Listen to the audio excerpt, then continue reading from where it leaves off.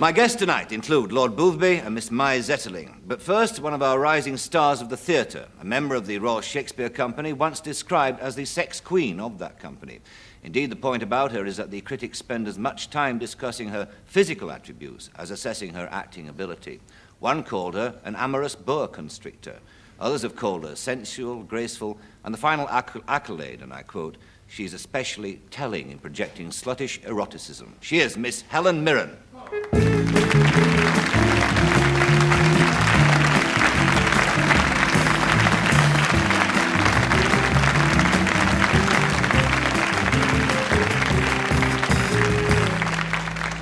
Sluttishly erotic for you. That was nice. What do you think when people say things like that about you? They're free to have their own opinions of me. They can think what they like. Does it bother you? No. I mean, Does it flatter you? no. Does it annoy you? No. Just doesn't move you at all? Not in the slightest, I in see. any direction whatsoever. Do you get fed up of being sort of branded in that way, in a sense, though? You know, of saying that she's a sort of sex No, I queen? think there must be some truth in it. People keep saying it. There's, I think they're right. I hope they're not, but you are what you are, and you are what other people think you are, and you can't avoid that. Do you think, I mean, you are, in quotes, a serious actress? In quotes? Yes. What do you mean in quotes? Well, you know, How it's dare because you. it's a kind of cliche. People say, well, a serious actress as Yes, opposed to I an see. unserious actress. But do you find, in fact, that this, what could be best described as your equipment, in fact, hinders you, perhaps, in that pursuit? I'd like you to explain what you mean by my equipment in Well, people watching... great detail. Well, your physical attributes. You mean my fingers? No, I meant your... Come on, spit it out. I meant your figure. My figure? Sorry, what was the beginning of the question? I forgot. The question was, do you find that your figure, your physical attributes, which people always go on about, hinder you in your pursuit of the ambition of being a successful actress? A successful and serious actress, because serious actresses can't have big bosoms. Is that what you mean? Well, I think that they might sort of detract from the performance, if you know what I mean. Really? I can't think that can necessarily be true. I mean, what a crummy performance if people are obsessed with the size of your bosom or anything else. I would hope that the performance and the play and the living relationship between all the people on the stage and all the people in the audience overcome such boring questions. Really. Boring questions. Pretty boring in the end, yeah. What's that? That was going to be my headdress, but I decided it looked rather silly, so I thought I'd carry it instead. It's also my nervousness gauge, I think. I don't know if I dare hold it up and test it out. It's doing okay. Not very good. Is that a tattoo mark there? Yes, that's a tattoo. Oh, I picked that up in the Merchant Navy. One drunken night. When you were a Matelot? Yes, that's right. Did you really, though? I mean, how did you get that? Did I really? Actually, I got it on an Indian reservation. It was done by an Indian girl. The Indians tattoo themselves very casually. It's no big deal with them. And I got sort of inspired with their attitude to it. Are you glad you did Drunk it? 2 glasses of brandy and had it done, fainted on the spot, and woke up with my permanent mark on it, on myself. Yes, I'm very, very pleased I did it. It's because, in fact, you can't get them off, can you? No, I never would have it taken off. Yeah. Tell me, Helen, we talked a bit about, when we'll leave off this sort of sexy image thing that the critics write about. But in fact, for somebody who has achieved that, you came from a remarkably sort of sober background, didn't you? I hope my parents are listening to hear you say that.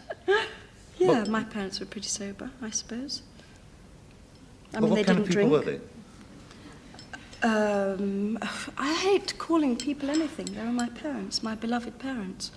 I hope they're watching. Well, I presume that they had jobs. People are different. They look different. They talk different. Yes, but They it's have so... different jobs. I mean, it's absurd to pretend that they're not.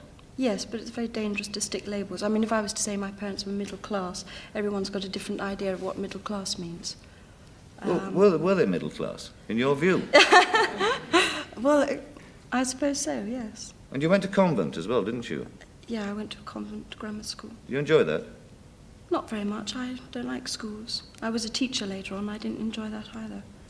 I don't find the school system at all conducive to education. Did you find being at convent in any sense repressive? I find all schools repressive. I don't think the fact that it was a convent made it any more repressive. There were a few silly rules, like not sitting down on the grass on a hot, sunny day when all you wanted to do was sit down on the grass, and not undoing your top button here, and not rolling up your sleeves, and wearing long grey woolly socks. But those are unimportant things. The much greater question of lack of liberty is what happens to people's minds in schools. What happened to yours?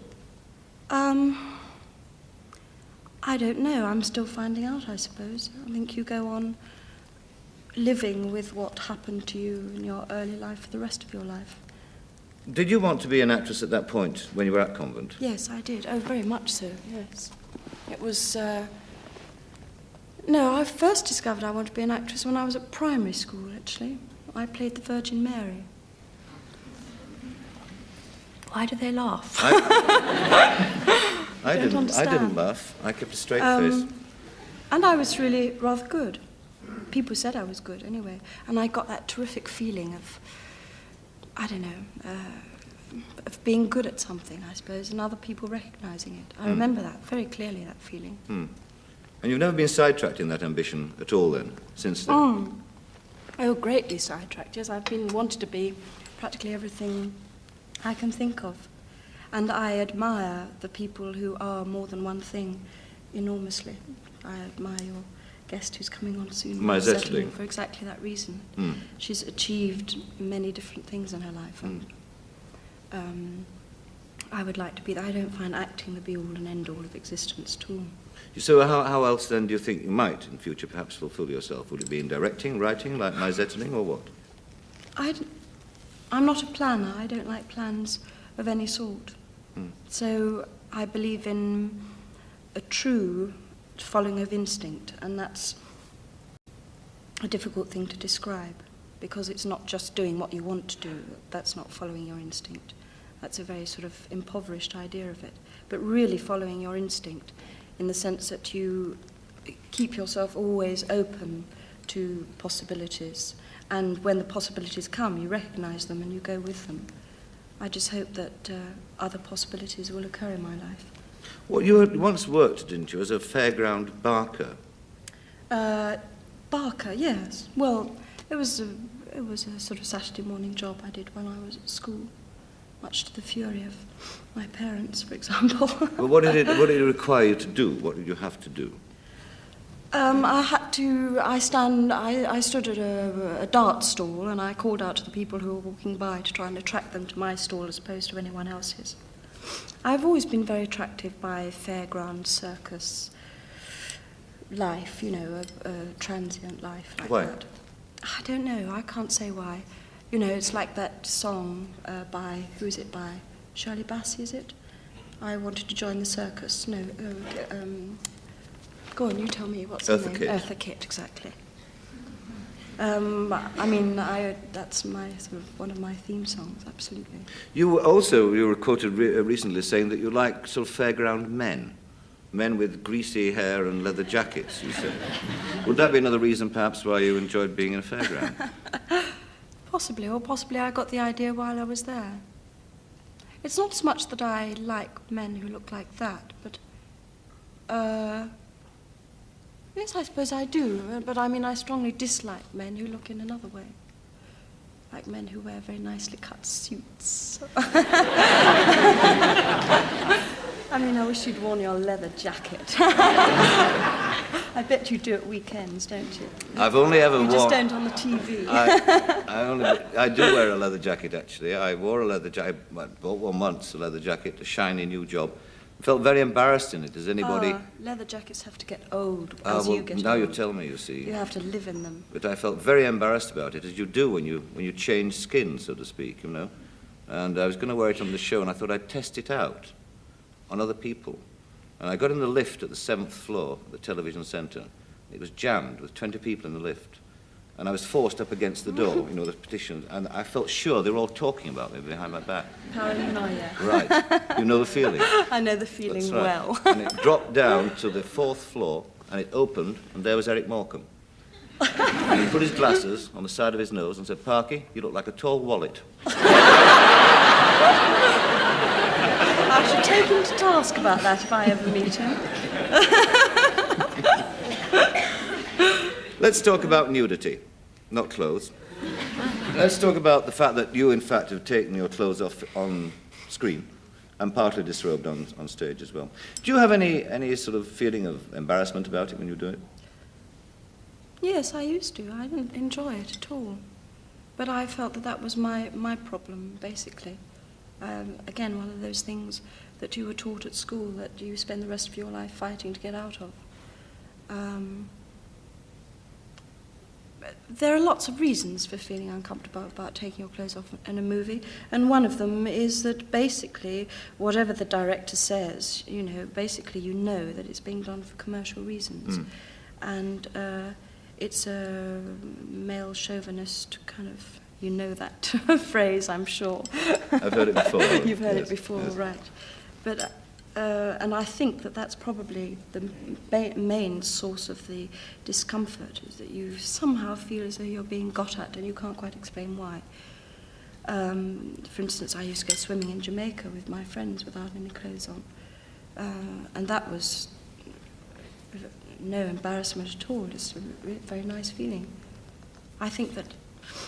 I do think that if girls have to take their clothes off on film sets, then everyone should do it who's engaged on the film, and then... That's a good idea, actually, isn't it? They'd probably stop making nude movies then.